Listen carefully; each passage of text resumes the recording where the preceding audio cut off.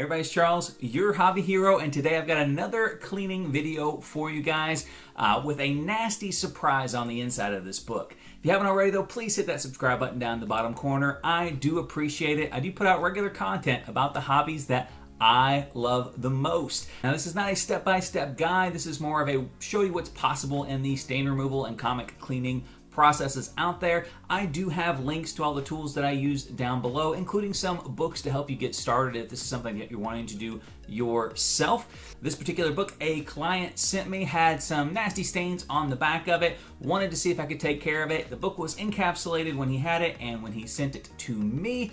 When we opened it up, we do find some extra stuff inside, but I won't ruin it for you. Without further ado, we'll go ahead and jump right into the video. Alright, so we have a PGX 5.0 Hulk 181, first full appearance of the Wolverine. As you can see, it is dirty on the back, it's tanned on the back, we've got that big stain in the top corner.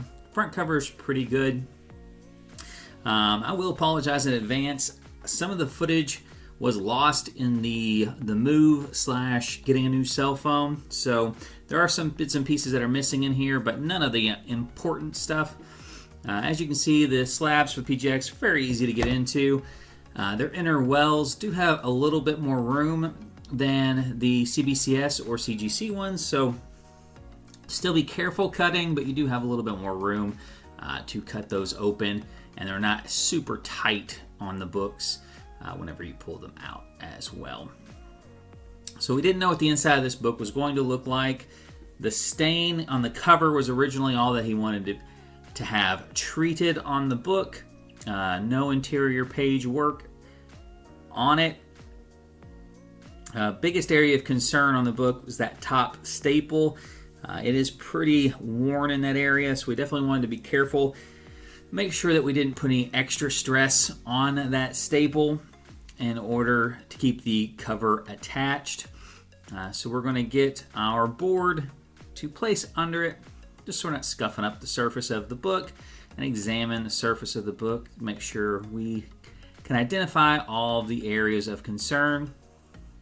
I'm pretty sure it was pressed and cleaned prior to its last submission, so not a ton here. Let's see, a fingernail mark there on the Hulk's pants. There's a color breaking crease there in that bottom corner. We're not going to be able to press that out. Fairly deep crease right there in the back of the book. We should be able to get pressed out, and then like I said, you can see some staining right there on the edge. Discoloration all in the back. It's supposed to be white, not that tannish cream color. And then you can see a little bit of a dust shadow and a little bit of a water stain on that front cover.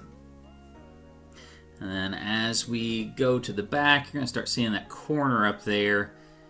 Some of that water stain from the very back cover is transferred through to those interior pages. Kind of take a look and see how far that stain really permeates through the book.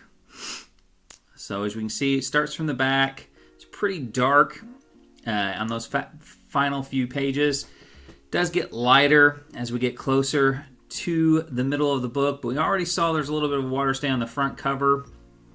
So there is some staining that has made it all the way through the book. There's a few pages in here that probably could have gone without treating, but if we're going to treat the other pages, those are going to stick out like a sore thumb anyways.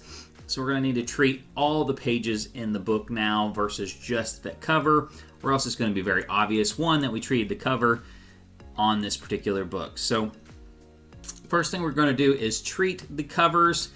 We're going to use the heat overlay press method. I'm going to treat the outside exteriors of both covers and the interiors of both covers. This process really helps pull stain, especially on water stains. Will help pull those stains out probably the most effectively. Now, you may have noticed that you did not see the dry cleaning step. The dry cleaning video was one of the videos that was lost in the shuffle. The book also did not need a ton of dry cleaning because it was mostly done from whenever it was submitted before.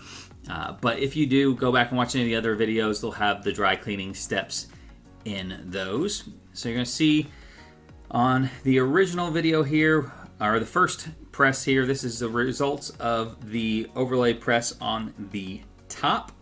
Now I won't show you every single one of the overlays because they're all pretty much the same process, where we place an overlay under, or a sheet of paper under the back cover. We're going to press an overlay on top, and then we're going to cover that with another piece of paper, and then we're going to cover it with a 100-pound piece of paper and then a cardboard back. We flip the book over, and we're going to repeat that process on the front cover. I do alternate just to kind of help control the amount of moisture that's going through the book. As you can see, the first treatment on there, you can still see some of the water stain. The cover is a little brighter, but we'll get a second treatment on there. But for now, we're going to do the front exterior cover. Same process as before. We're going to place a plain piece of copy paper underneath the cover. Hey, there's Wolverine. And then we are going to place our soaked overlay over the top of the cover. Press it firmly on the surface. Make sure we don't get any wrinkles or bubbles pressed into that cover.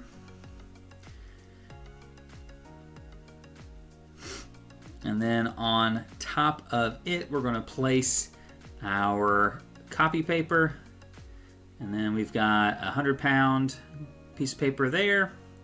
Kind of smooth, just really make sure we got a good surface tension there, and our backing board. So then this will be after we had actually flipped it over and done the interior one. So this is actually the results of the interior page treatment. Very similar setup to the first one, only we actually put the overlay underneath the cover, and then we just put the rest of the buffer on it. You can see how much of the brown that pulled off from that back cover. So we have pulled or treated both inside and outside now. You can see the back is much, much lighter than before the original treatment. But now we're going to take it and put it into our light box. And part of this light box method is cut from here as well. Another one of the videos that was lost. You're going to see treating the cover here. Just a light spray over it. And then we're going to treat it in that light box for approximately 3 hours. After this, after treating the cover, we actually remove the cover and I treat all the interior pages. Again, 3 hours per wrap, so it is a pretty long process. I removed the cover in this situation because, like I said, that top staple was already pretty compromised, and I felt like that much treatment on the interior book just was going to guarantee that that staple was going to dry just enough. But after all the treatment was done, we do humidify the book, and then we send that book to its final press. Now on these books, generally on the final press will be around 165 degrees Fahrenheit that I press those at. And with that much indentation on a book, I usually will let it sit for about 12 to 24 hours. And then we have our before and after. Now, I did not get final pictures on here. I do have progress pictures on here. The biggest here is on the back where you can see how much brighter and that stain is now gone. Here's the interior of that where you can see the stain is not there any longer. Well, there you guys have it. Just goes to show you don't know really what you have until you get that book out of the slab. If you guys have any questions, make sure you hit me up in the comment section down below. Until next time, guys, Hobby Hero out.